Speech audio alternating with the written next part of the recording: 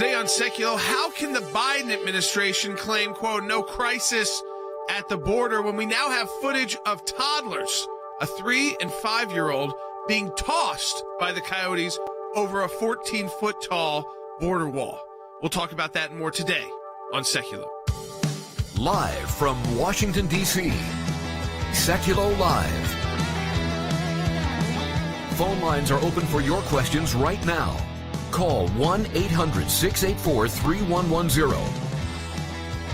And now, your host, Jordan Sekulow. All right, welcome to Sekulow. We are taking your phone calls, 1-800-684-3110. So we've got from Fox News a new report that how migrants are streaming through gaps in the border wall following President Biden's order to stop construction. So it was a halt construction order. By the way, your taxpayer dollars still being spent paying the contractors because he hasn't canceled the contracts yet.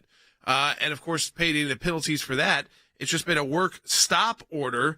There's the money left to build and finish the 200 additional miles of wall. The money is there, but Joe Biden has issued that stop work order. So what has happened? Well, to quote one of the agents, border agents, quote, it's insane, said the agent after attending to a group of 13 Brazilian migrants. So think about how far these folks are coming from. I mean, this is not just Central America. Now we're into South America. Were apprehended Tuesday nearing a 100-foot gap in the fence in Southern California and the border with Mexico. The project is 3/4 done, and they said they should at least be allowed to tie together the primary fence. Otherwise, we're trying to catch these people in the worst possible place.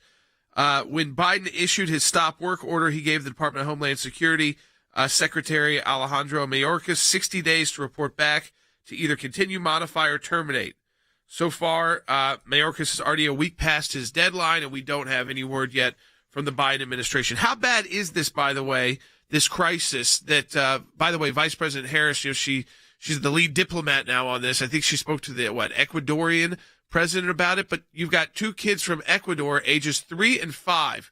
For those of you who watch on Facebook and Periscope, YouTube, share this broadcast with your friends and family. We're going to show the footage from you in the next segment of the broadcast. And for those listening, I'll explain if you haven't seen this footage yet. So for the vast majority of our audience who's listening to the radio broadcast, but this is a 3-year-old girl and 5-year-old girl, both sisters.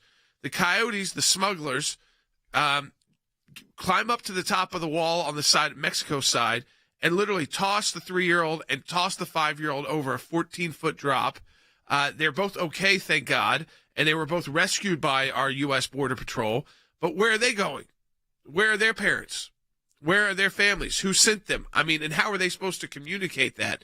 I mean, do they have some card on them? And how do you trust that they're not just going to be abused in some kind of trafficking ring, that who they're being sent to is even the right people? So I want to, again, just explain to you, and I think we're showing this to our Facebook and YouTube audience now, and Periscope audience, this horrific footage of these girls being, I have a 4-year-old daughter. I can't imagine her being dropped 14 feet into the middle of a desert and paying for someone to do that. What's going on in Ecuador, but also what are these smugglers promising? And hopefully people in these countries are seeing this imagery to realize what their kids are, how their kids are actually going to be treated until the U.S. hopefully rescues them before something else happens to them. I mean, it just so happened they were on camera. So how many times this happened where it hasn't been on camera and bad things happen? These are the most vulnerable. You're talking about 3- and 5-year-olds. They can't even fully communicate anything about where they came from necessarily or where they're supposed to go, whether they have a card on them, and we're supposed to trust that information. Just think about it. Again, take your phone calls at 1-800-684-3110. That's 1-800-684-3110. We're going to get into this uproar over Georgia's new laws on voting. You'll be surprised to learn what state has more restrictive laws. It's not a red state. We get back. We'll take your phone calls, 1-800-684-3110, your comments on Facebook and YouTube. And a huge thank you to everyone who participated in our March matching challenge. It was an incredible month for the ACLJ. Thank you to all of you who donated and took part in that matching challenge. Thank you. We'll be right back on Sekulow. Joe Biden's border crisis is turning more and more deadly every day. A smuggler straddles the fence and hoists a small child over. She drops a full 14 feet. Moments later, a second child dropped to the ground. Then the two suspects flee back into Mexico. This video is proof that the smugglers think they are in charge. They are ruthless, folks, and they're not afraid of the U.S. government. And that is Joe Biden's fault. Cartels have operational control of the border of the United States. That's the truth for the most powerful country the world has ever known. Cartels run our borders, and it is because of the absurd policies of the Biden administration. Take a look at this photo. A Texas Ranger working with U.S. Border Patrol as well. He rescued a 6-month-old girl tossed into the Rio Grande near Roma, Texas, out of a smuggler's raft. Those smugglers also assaulted the infant's mother, leaving her with a broken leg. Millions in taxpayer dollars that was going to build the wall to the contracts is still being paid out because those contracts are still in effect, even though the president has halted construction. Right up on the top of that ridge. Now, those people about 5 minutes ago coming through this gap in the fence that otherwise would have been finished hadn't President Biden halted this fence project. So across the border, there are about 39 projects on hold. The majority of those are in Texas. President Biden has about $3 billion left to finish, if he chooses, about another 200 miles of fence. More than 18,000 migrant children now in U.S. custody. The capacity for this location for COVID purposes is 250. We're holding over 4,100. You do the math. We're way over capacity. We're like 700% over capacity. Based upon what we've already apprehended and looking at what's remaining in the fiscal year, that we will have approximately about 1 million apprehensions or encounters this year.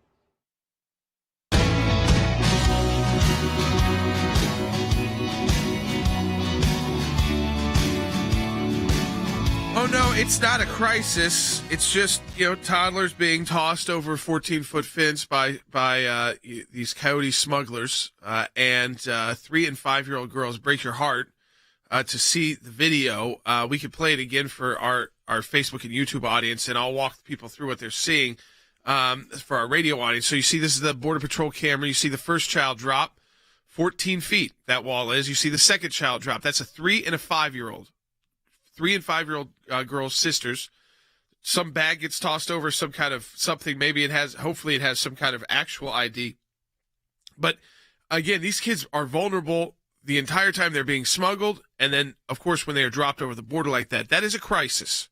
When you have 18,000 plus, that's the current number, 18,000 plus children in custody, that's a crisis. When they are expecting over 1 million illegal apprehensions, legal border crossings and apprehensions to occur this year, that is a crisis. And yet, what is the new, border czar doing? Well, Vice President Harris talked to the Guatemalan president because she's just a diplomatic role now. That's what we're hearing here. She's the diplomat in this situation. She's not actually going to the border to see things, and the president's not going to the border to see things. And we're really getting this footage because of Border Patrol putting it out, because these are cameras I think anyone can access, and also members of Congress who are going and saying, on both sides of the aisle, who are saying this is horrendous what's happening. This is a horrendous situation, and Vice President Harris is missing in action.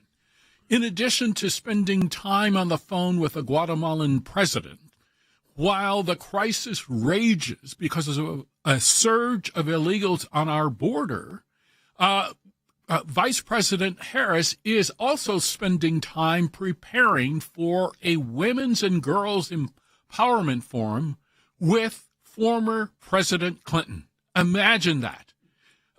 President Clinton as the icon for women's empowerment. And one wonders whether or not she will get around to discuss whether or not he succeeded in his empowerment with respect to interns in his office. But it's very, very important to know this, that the policy reversals of the Biden administration, their inability to calculate the consequences of the policy reversals of the Trump administration that were working, it simply represents one thing by the Biden administration: a capitulation to irrationality. because you open the border, you welcome people in, and then you blame President Trump, and then you do nothing while facilities in the United States are holding children at over 700% of their capacity. This makes no sense unless you are committed at the end of the day to inhumanity on steroids. I mean, you're talking about, 3 and 5-year-old girls. This is the quoting the El Paso sector chief of patrol agent Gloria Chavez. She said, quote, "I'm appalled by the way these smugglers viciously dropped innocent children from a 14-foot border barrier last night." She said if they had not been seen by the cameras, the girls could have been left in the desert for hours. I mean, Andy, this is a serious issue for the United States. It's a crisis, certainly at the border. And yet I want you to respond to, this is how AOC, because people are wondering, is she going to come out with the kind of criticism of the far left and criticize Biden? No. She's going to criticize anyone who calls it a crisis, or she didn't like what you said, Harry, with using the word surge. Take a listen. They want to say, what about the surge? Well, first of all, just gut check, stop. Anyone who's using the term surge around you consciously is trying to invoke a militaristic frame. And that's a problem because this is not a surge. These are children and they are not insurgents and we are not being invaded, which, by the way, is a white supremacist idea, philosophy. A lot of jumps there. Yeah. I don't see surge. I don't even think insurgency. I think that's two different things. A surge is just an increase, a rapid increase in numbers. It could be a surge in the stock market. That's a positive thing. It could be a surge in your bank account. You like that, right? So, I mean, that's not an insurgency. And then it somehow becomes, it's a surge is now racist to use and white supremacist. And I've not heard anybody talking about these 3 and 5-year-olds aren't invading us.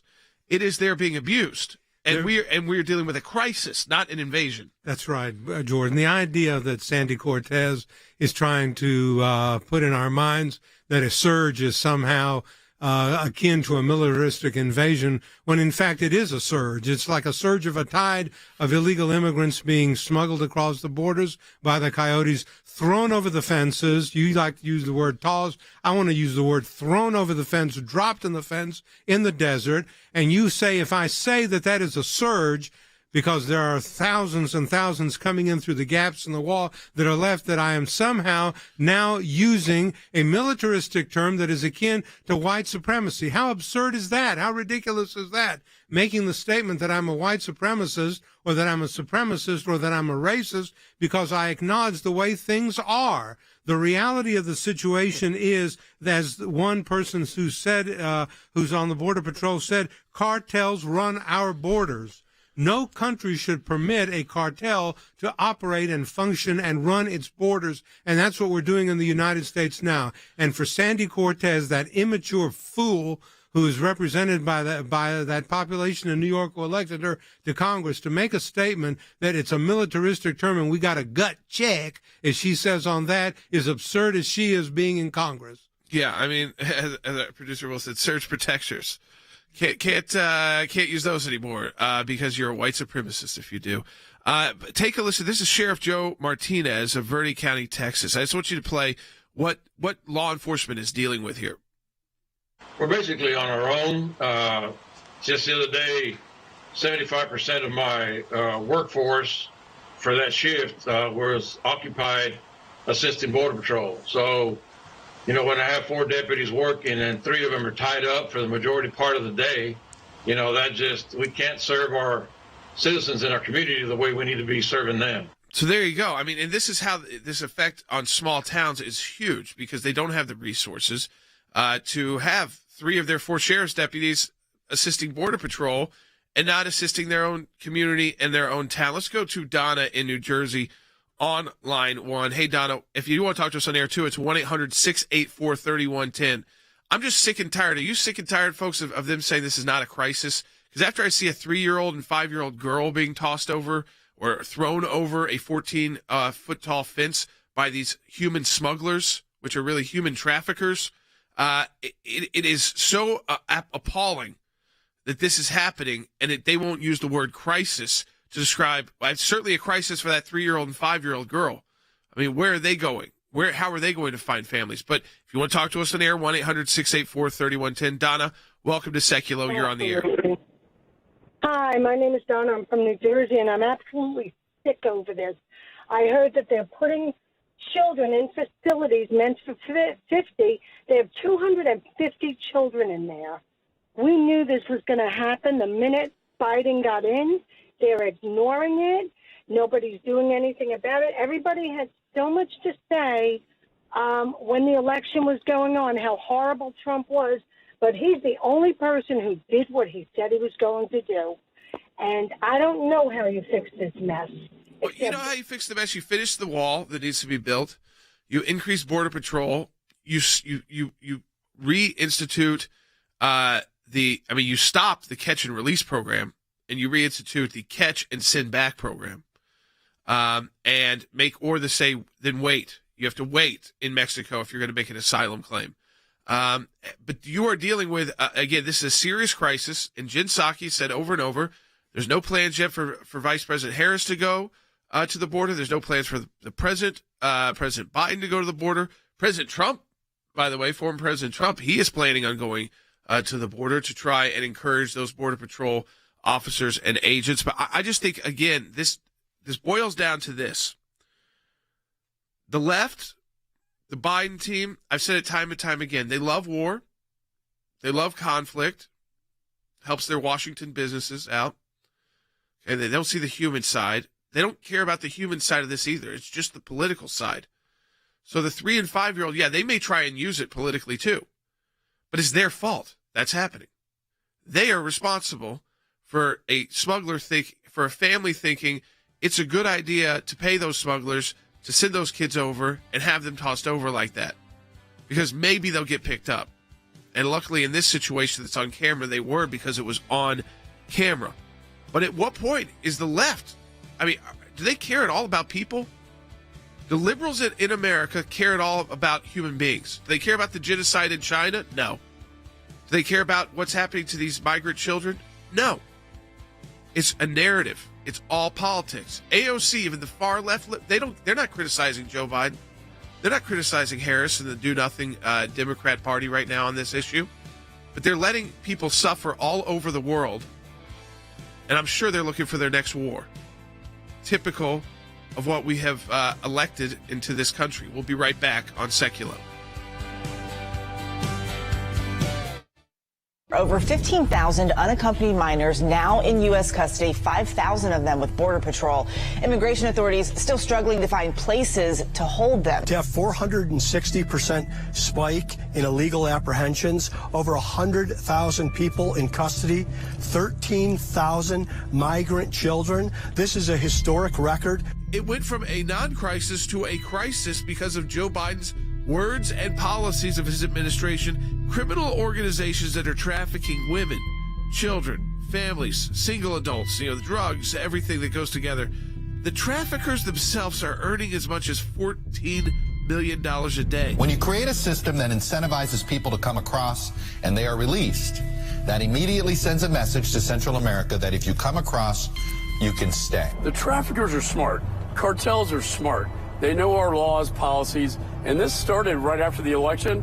In the last 2 months, we've seen a real surge. You've got now a crisis at the border where children are being, again, displaced. And they're only supposed to be there 72 hours. They're staying for weeks plus. Because there's nowhere for them to go. If you say our borders are open and there's not going to be real enforcement, well, guess what? There's going to be a flood of migrants. It's exactly what we're seeing. Why is there not bipartisan legislation dealing with the trafficking element? This is a continuing criminal enterprise. They have created a humanitarian crisis down here. Do you have any plans to travel to the southern border, sir? Not at the moment. These poor, desperate people are now coming, and they're coming in droves, and it is an enormous humanitarian crisis. It's also a crisis for the United States, a national security crisis for the United States. It's tragic to watch what's going on out there each day. It's going to get worse. The policies that we put in place, and it took us many, many months to get them in place, ought to be reinstated. If we do, there'll be a more humane policy. We'll shut down these unlawful pathways. and we won't create the incentives to risk American sovereignty either. Over.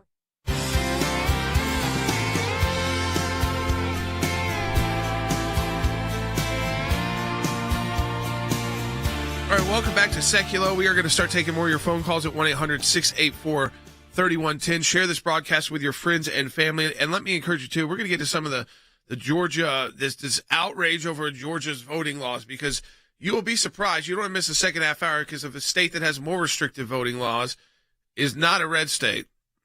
It's one of the more blue of blue states, and it's also the state that our current president hails from. So that might give it away to some of you, but we'll get into that in the second half hour of a Sekulow. I want to spend more time on this, and I think that this caller kind of sums it up perfectly. Elaine in Florida on line 3. Hey, Elaine, welcome to Sekulow. You're on the air. Hey, thank you. This whole border thing's got me insane. So, legal questions. When Biden was sworn in, he took an oath to protect our borders. He's not doing that. And then secondly, if this was a daycare center or something like that, I mean, Health and Services would be in and shut them down. Oh yeah, of course. Yeah, this would never be the way that they are having to house these because of the surge.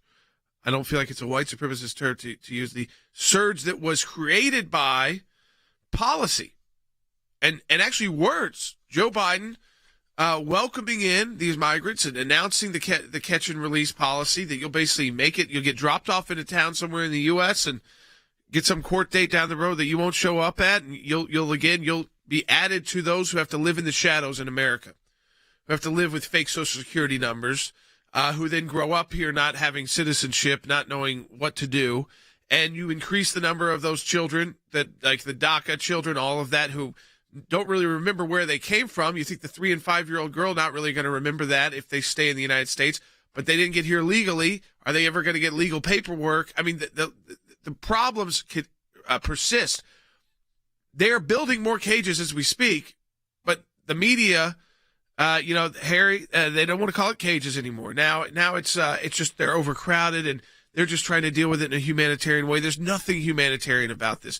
When you allow this to happen, more people get sick, more kids will die, and more will be abused by human traffickers, sex traffickers, and drug cartels. You are precisely right, Jordan.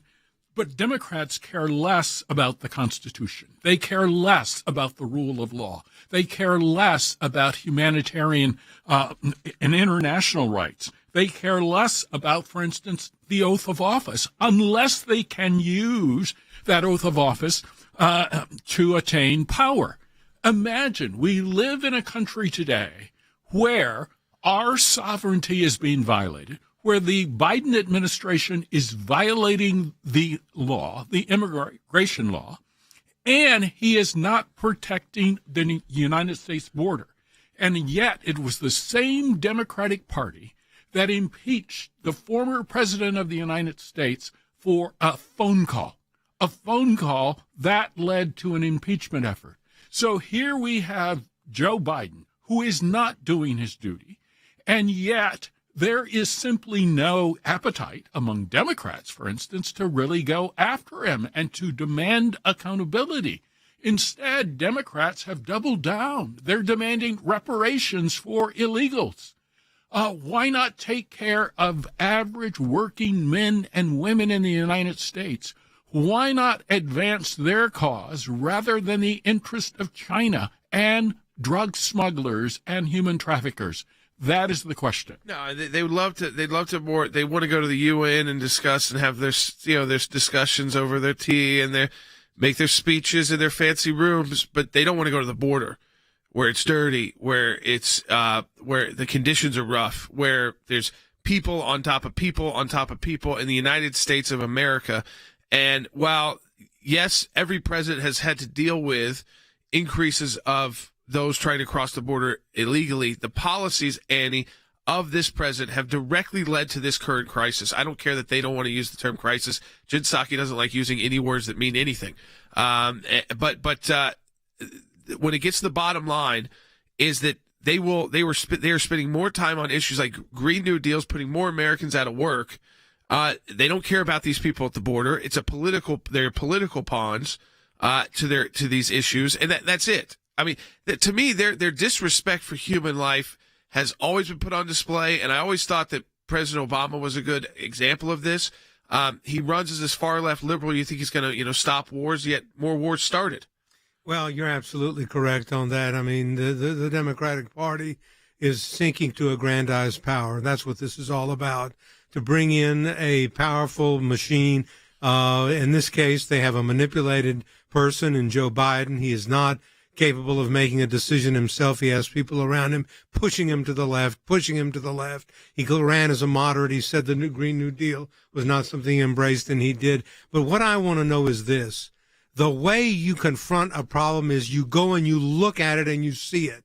Kamala Harris has been tasked with the responsibility, they said, of being the border czar. She's going to take care of all the problems at the border. And yet, every time she's asked about going down there, she gives a stupid laugh and ignores it and will not go down and look instead. Joe Biden will not go down to the border and look. And as the caller we just took said, if this was a daycare center in any state in the United States, in any city in the United States, it would be shut down by the Department of Children's Services instantly as being inhumane and improper. And yet we permit it to persist on the borders of the United States, notwithstanding the statements by the Border Patrol, we can't take and tolerate this anymore. That sheriff who said, I have 4 deputies. I've got local laws to enforce. Instead, they're operating to help the Border Patrol because we're not giving the Border Patrol the resources that they need to have, and the cartels are running the border.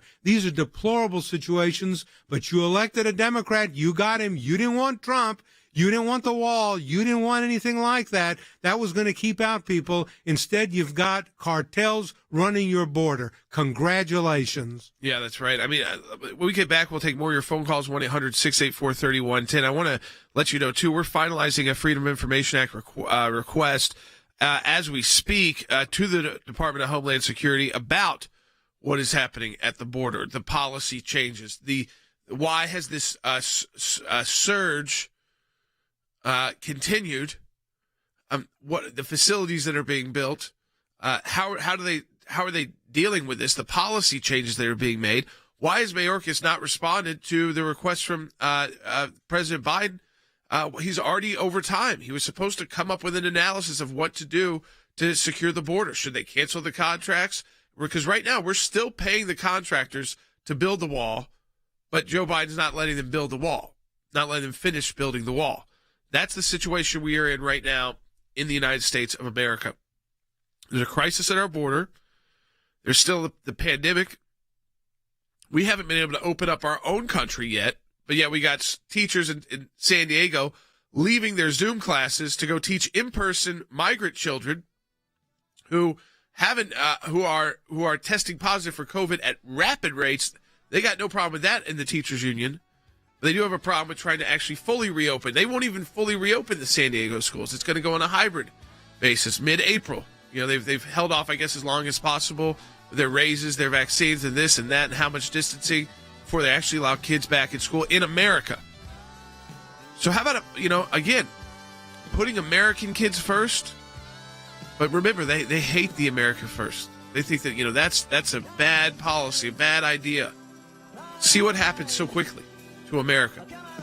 So quickly. Things start falling apart when they should be improving as we come out of the pandemic.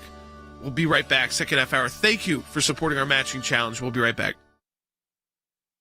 Because of your support, because of the support of every member of the ACLJ, one of the practice areas that we've been able to develop is Freedom of Information Act requests, or FOIA requests. It's thousands of pages of paper, and in those thousands of pages of paper, you usually find a nugget. Government agencies acting out of control. We have exposed that in our FOIA litigation, and we do that every day that we bring these cases. It is your statutory right as an American citizen to have access to documents that reveal how the government is functioning, how your government is functioning. We took it to the IRS. No one ever does that. What the IRS was doing was violating the Constitution and statutory law. They can't do what they were doing before. They've been hiding behind in the shadows. These FOIAs bring them to light. How do we know? Because our FOIA litigation got that document. Those of you that support the ACLJ, this is what it's all about at the end of the day. Think we haven't been on this, folks? We've been on it. Live from Washington, D.C., Sekulow Live. And now, your host, Jordan Sekulow. All right, welcome back to Sekulow. We are taking your phone calls, 1-800-684-3110. Just to kind of reset this for you, there's been just increased surge at the border of migrants. They're streaming through gaps. Wall that is not, that, Biden halted the wall construction, but we're still paying the contractors to build that wall.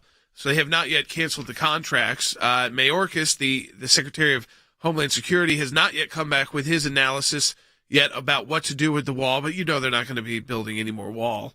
They don't even, they're still in a situation where they just want to reattach some existing wall, and that was pre-Trump, and they're not letting them attach the wall that already existed to the current wall, so there's another gap. We've got video. Let's roll it again while I'm talking to people. We got video now of a 3-year-old girl and 5-year-old girl, their sisters, being tossed over thrown over a 14-foot tall border fence by the so-called coyotes. They call them human smugglers in the news. I think they are human traffickers. They're not just smugglers. They run away, and these kids are sitting there. I mean, it's emotional to see, but it's disgusting to see that done to children. It's child abuse. Thankfully, that was caught on camera. What's not being caught on camera? That's the question you have to ask. How many kids are dying out in the desert? How many kids are dying on their way with these smugglers? Because if they'll make it all the way to the wall, and that's how they're finishing out their smuggling, is by tossing a 3 and 5-year-old 14 feet below, then how many 3 and 5-year-olds did they just let die on the way? Think about that. And where are those 3 and 5-year-olds going? Into sex trafficking? We don't know.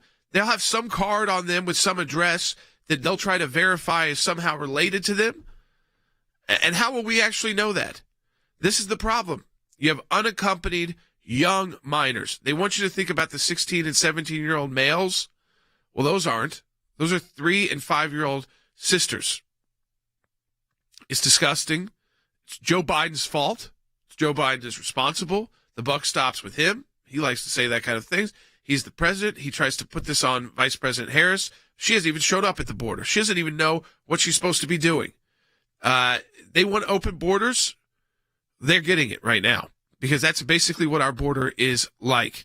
I want to take one of the phone calls. Julie in Iowa on line 1. Hey, Julie. Hey, Jordan. I actually have a quick comment and then a question. But being a grandmother and a mother and a grandmother, I know for a fact no matter what, I wouldn't give anybody my 3 and my 5-year-old. So how do we know that these coyotes are not just kidnapping children to throw over the wall? We don't. We absolutely don't. The best case scenario is their parents paid them or someone in their family paid them to get to some family in the United States. That is the best case if it was a Disney movie scenario. Okay, that's how it ends. But we don't. And it's likely not going to end like that.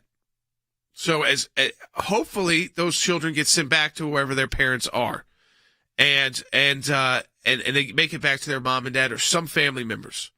But that's the problem with all of this is, I know we got a minute left. We'll talk about that. But that is the key problem is what is happening to these children.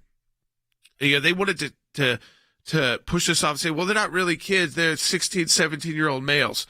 Well, that's one problem on its own because what are you going to do with all of them? They're nearly adults. But then here's the other problem. 3 and 5-year-olds by themselves in the middle of the desert. This is what Democrats bring you to your country. This is what liberalism brings. This is what it means when you have no border, when the working relationships are gone, when you have a president who can barely get words out and who has to delegate these major responsibilities. We're not even getting our own country reopened yet, but yet, 3 and 5-year-olds being tossed over 14-foot tall fences dropping down. No crisis. Nothing to see here, folks. Just make sure you wear 3 masks before you go to the grocery store, even after you've had your vaccine. 3, 4 masks, maybe. We'll take your phone calls, 1-800-684-3110. That's 1-800-684-3110. We come back.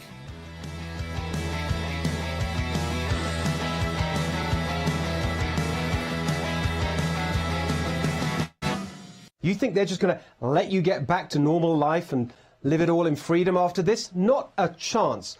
They love the power. They love the control. They love being the center of attention. They're not giving this up.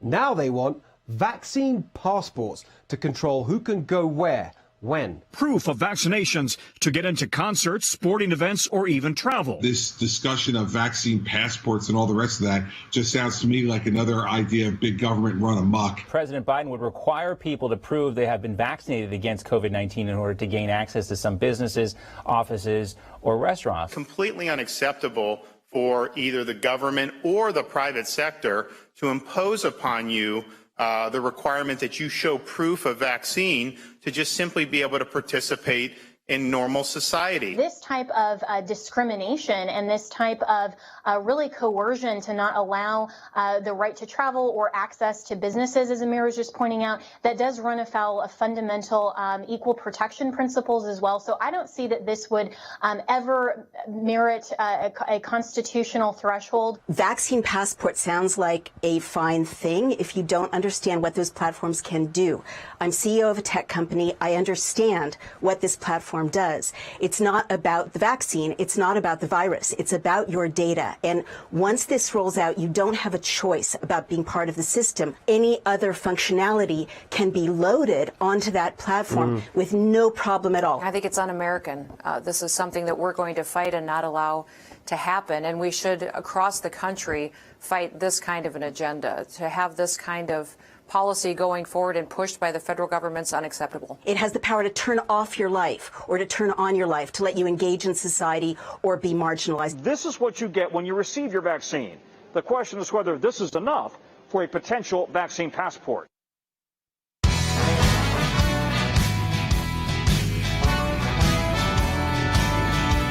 I just want to remind people, too, if you've listened to this broadcast, you know, but if you're a new listener, we have for years called for comprehensive immigration reform to deal with the people who are here, who have been here for decades illegally, to get them out of the shadows and figure out whether or not they should be on a pathway to permanent residency, some to citizenship, these DACA programs. And Republicans have been willing to go to the table. You know who's not willing to go to the table? Democrats, liberals, the far left, too. And what is their excuse? Well, you don't want to legalize enough people. You don't want to open it up, give enough. Now they're saying we need reparations for migrants. I mean, this is the absurdity. So you'll never get to actually helping anybody. No one will ever be helped. Because it just wants to hang out there as a partisan issue. It's the worst of the worst of politics on display. We got a lot of phone calls on this, so I want to get to them. But I just wanted to remind you, we're not a group that's opposed to immigration reform. We're a group that supported it over and over again. President Trump had it on the table. It was Democrats who scuffled it, said, no, we're not going to go there. And they filibustered it. That would have put about, I think, 11 million people who were here illegally, but had spent the majority of their life here as children, who came here as children, did nothing on their own wrong. Their parents may have broken the law, but they're minors when they got here, lived their whole life here, but didn't have Social Security numbers, were here illegally. A lot of them, didn't even speak the language, necessarily speak Spanish or wherever they came from. And they were going to be put on pathways. And who stood in the way? Democrats. Because it wasn't enough. It's never enough. So there's no compromise on the issue. And what they want to do is something they don't actually put forward an actual plan. It's just, your plan's not good enough. Your plan won't do enough. Let's go back to the phone. Stacy in North Carolina on line 4. Hey, Stacy. Yes, hi. I would like to ask, how can we hold this administration accountable? Can we, they're not spending down the armed forces down there, but they spend it all their time, like you said, sticking teeth and trying to filibuster so they pass these progressive policies. Yeah, they say the American people, now get forward all the election controversy. Joe Biden's the president. He's setting the policy, and Vice President Harris there. Okay, like it or not, that's the truth. So they're in office. You're not going to hold him legally accountable for bad policies. Policies that don't work are not illegal. It's what Americans, they didn't like Donald Trump's harsh language on immigration and on the wall. Well, this is what you get in exchange. 3-year-olds being tossed over. 5-year-olds being tossed over. Probably to a horrendous life, by the way. Hopefully not. I pray not, because the Border Patrol was able to go save those kids. But then what happens to them next? You just have to hope and pray that whoever you give them custody to is the right people. It isn't drug traffickers and sex traffickers and human smugglers. That their life, it's tough as it might have been where they came from. They don't deserve that life. No one deserves that life. 1-800-684-3110. That's 1-800-684-3110. I think this is an interesting call, too. Bill in Montana on line 5. Hey, Bill, welcome to Sekulow. Thanks for taking my call. My question is, what has happened to Mexico in this? They had a strong alliance with the Trump administration to stop this surge at the border, and it was working, and now it seems to have disappeared. Well, I think because you had a change in administration and policies, Harry. I mean, so the president there, President Obrador, doesn't have the same incentives to deal with the Biden administration that way, to work together. Yes, and the president of Mexico has accurately labeled President Biden as the migrant president. So he recognizes that President Biden is prepared and has reversed policies that were working. And so the president of Mexico is saying, well, then why am I going to expend resources and my prestige and reputation in order to protect a president of the United States who does not believe in Trump's policies? And so when we see toddlers tossed over a wall, a 14-foot wall, that represents the apex of what? Progressive policies that harm disadvantaged individuals throughout the world, from South Africa to the United States to Mexico to Latin America. When progressives are in charge, the disenfranchised people throughout the world suffer, and then progressives use the suffering that they have caused to call forth greater government control of the lives of average working men and women, for instance, in the United States. And it's a very perverse system, a very perverse approach to life. So I mean, when we think about this, I think, Andy, this is what lawlessness, when your policy is lawlessness, when your policy is catch the illegal actor and then release them immediately, it's lawlessness. It is lawlessness, Jordan. That's exactly what it is. We had catch and return. We don't have that anymore. Now we have catch and release into the United States and release them into any parts of the United States that you want to put them into. What do you expect is going to happen but lawlessness? These are innocent in many ways, like these 3- and 5-year-olds from Ecuador that were thrown over the wall. They're children. They have their innocence. They have no knowledge of right and wrong or evil or righteousness at this stake in their life. They're just trying to survive and to grow up. And you take them and you're going to put them in some part of the country that I know is going to manipulate them and use them and exploit them in some fashion. It's inevitable. They don't have parents. They're going to have to be put in places that are not good for them ultimately, and that breeds lawlessness. I've seen this happen in my years as a prosecutor. These kids don't stand a chance. We got to admit that. They don't stand a chance. No. Let's go back to the phones. Let's go to George in Maryland, line 3. Hey, George. Yes, good afternoon, Jordan, and everyone there. I really appreciate ACLJ and everything that you do and the information you share, and I try to support it as often as possible.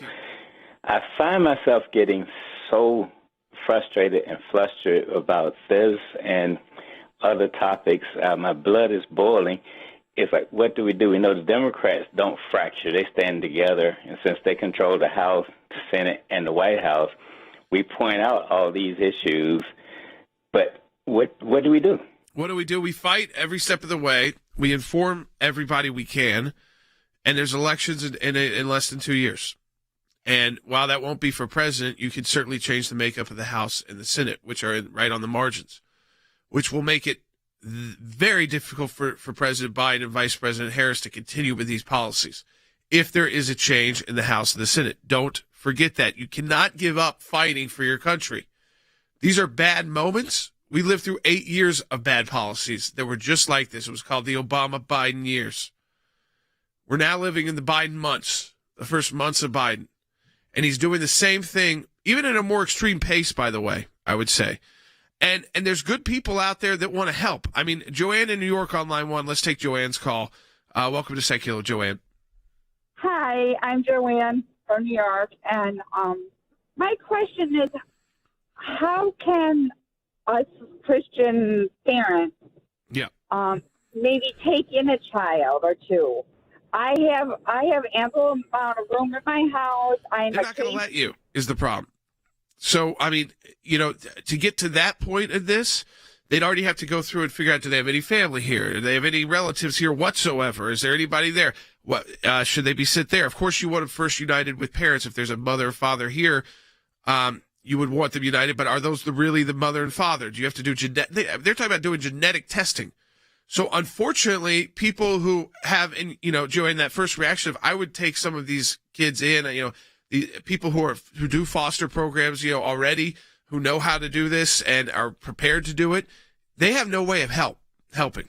So it's the federal government's responsibility to manage this, to get it under control, and then to make sure it doesn't continue to get worse and continue at this pace. There will always be people who try to cross the border illegally. Always. But it should not be at this level. It should be much more difficult to do so. And the ramifications for those who are the coyotes and smugglers, we need to work with our partners like Mexico and these other countries and make sure there are serious criminal punishments for human traffickers. That's what they are. Children traffickers. Think about that. Think about that as we go into the next break. Trafficking children is what they are doing. And their own countries need to be putting them in jail. Serious consequences. So it's no longer just about, getting paid the $5,000 of money from these families. So hopefully their kids may survive a trip up to the U.S. border and then get thrown over. Where it could have all ended right there if those kids fell in the wrong way. So again, we'll take your phone calls. Final segment coming up, 1-800-684-3110. That's 1-800-684-3110.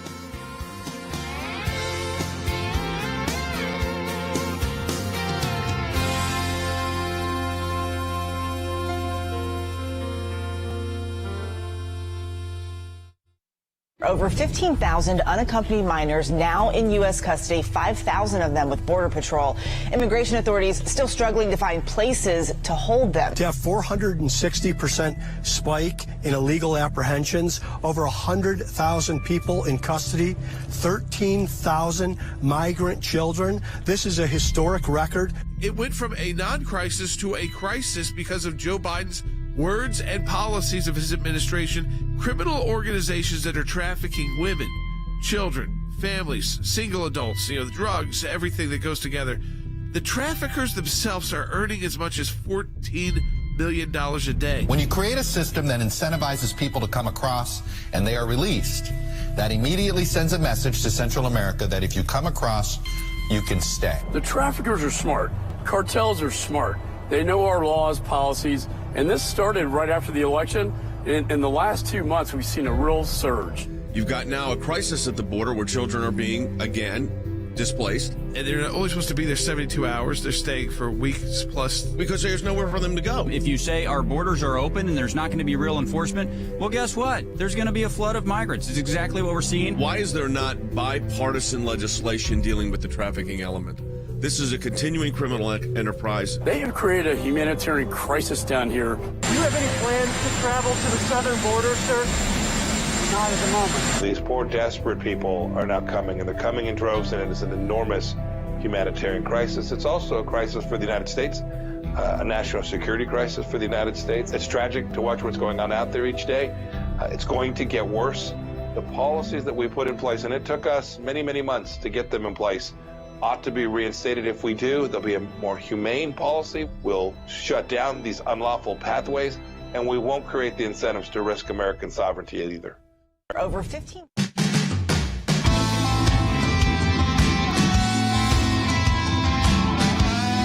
I want to take your phone calls right away now, and I wanted to get to the Georgia issue with voting. If we don't have time today, of course it's Good Friday tomorrow and Easter over the weekend. We will get to it next week, but I do want to get to your phone calls. People are fired up about this, as they should be. Joseph in New York on line 6. Hey, Joseph, welcome to Sekulow. How you doing? I just want to thank you guys for doing everything you do. First, my question is, at what point, or is there a point where this becomes such an issue of national security that the military could possibly step in and circumvent the administration to try and get the control of the situation? The military responds to the commander-in-chief. The commander-in-chief is Joe Biden. I mean, so, Andy, this is up to Joe Biden. Joe Biden deserves all the blame. He has all the responsibility. Totally. You're right, Jordan. Absolutely correct. The military cannot act unless the commander-in-chief determines that they need to act. The military is under the command of President Biden. He makes the decision whether to deploy the troops to the border. He doesn't think it's a crisis. He thinks it's circumstances and things are. He won't even go down there. He was asked, "Do you have plans to go down there?" "No, sir, I don't at this time." Why not? Why don't you want to see what's going on? So as commander-in-chief, you can make a determination of whether or not the military ought to be there. But the answer is the military on its own cannot act. It's subject to a commander-in-chief who won't act. Let's go back to the phones. Richard in California on line 4. Hey, Richard. Hey, I just want to say God blessings to all at ACLJ. Thank you. And I love you guys. My question is, where's the other party at? I haven't heard anything from them. Not very much, anyway. Where's Superman at? I'm just kind of confused because it seems like nobody's saying anything from the Republicans. Well, I mean, first of all, it was the Republicans who exposed all this, so I'm not sure you're right there, Richard. Remember, we wouldn't have the video we have without Republican senators who went down to the border and said, we don't care what you're saying, Biden administration. We're federal, elected officials also. And so they've been down at the border exposing this. Now, legislation-wise, they have no chance of getting in through. I mean, they're the minority party in the House, the Senate, and of course, they don't have the White House. So what they could do is similar to kind of what we're doing, which is expose what's happening, talk about the bad policies, hope that this administration at least cares about the children, for goodness sakes, and then a second fight in the next election cycle. Because, Harry, that's the problem, is all they can do really right now is to expose the bad policies. And I think they've done a pretty good, we're talking about it. People are showing the imagery. They're doing that on NBC as well because of what Republican senators have been saying. And now even Democrat members of Congress are starting to join those calls and say what's happening is horrendous. I think your analysis is precisely correct. 18 Republican senators have actually gone to the border. They've spent time on the border, and they have filmed the crisis, the surge, whatever we wish to call it. And so they've exposed as well the policy reversals by the Trump administration, the policy reversals of the Trump administration by the Biden administration. And it is precisely those reversals that have caused this crisis. And the Republicans have done an excellent job of sharing that analysis with the American people. Yeah, I mean, I think that they're doing the best they can, being in the minority in both House, Senate, and, of course, not having the White House either. Remember, we didn't hear these kind of stories. It was not this kind of extreme. When there was a surge at the border under the Trump administration, it was quickly handled. But it was used politically, all the kids in cages that were built by Barack Obama, the warmonger, and are now being rebuilt by Joe Biden, who, by the way, I can't wait to figure out which next international conflict he will get us involved in. But this is one that affects our own country, and they don't even go. They won't even call it a crisis. It's okay to have a crisis and then to deal with it. I mean, in fact, that would show more leadership. But, of course, they don't even want to use that language because that would have to admit that, well, they caused it. Their bad policies right out of the gate caused this crisis. Renee in Wyoming, online too. Hey, Renee. Hi, Jordan. Thank you for taking my call. I just want to comment that I think this is the thing that's going to bring us together. I think it's going to be conservatives who are concerned about this. I think liberals are concerned about this because I'm a mother of 4, and I am very passionate about this. When I heard about the border being open, but the worst part about the human traffickers, the coyotes, and how they're taking these children, we have no idea where they're going. So I think this is going to unite our country. But I've been doing a little research, and I found out that the amount of money that is given for human trafficking equals about $1 per child. That is horrible. We throw more money away, our government, other things that we waste, and we can't even give more than $1 per child for these that are getting human trafficking. Well, it is, again, they don't want to acknowledge any of these problems. So I guarantee you what they'll say about this video of the 3 and 5-year-olds. Oh, that's rare. That's not something you see often. What's rare is it was actually caught by one of the cameras, so you can actually see it. You can't deny anymore how bad it is. That's not a 16 and a 17-year-old boy hopping a fence. That's a 3 and 5-year-old sisters being thrown over one with a 14-foot drop into the middle of a desert, thankfully picked up by our Border Patrol because it was on camera before someone or something got to them first, or the elements. So that is just the seriousness of this situation. And I want to take one more call. Dottie in Texas on line 1. Hey, Dottie, welcome to Sekulow. Oh, thank you very much. I heard another gentleman ask, and so maybe this is redundant, but I just don't understand when we're sovereign states why we cannot, the governor, and I've called the governor, and I've called the AG of Texas, why we cannot call the National Guard. This is abominable. We, as citizens of the United States, should be treated better to be able to treat these children. Let me tell you, your governor, your attorney general in Texas, they would like to be able to do that. Unfortunately, currently, the current Supreme Court precedent prohibits them from doing that. Now, if the federal government was to ask them to do it, they could. But they can't do it unilaterally. And, Harry, that is one of the biggest issues here is that because under the Obama administration, they fought hard to not allow states to play any role when it comes to the border or even when it comes to illegal immigrants once they're inside the United States, inside their states. Absolutely. So the Biden administration, I get confused at times, is missing in action with respect to the border crisis. But under Obama, they have successfully disarmed state governments from taking action.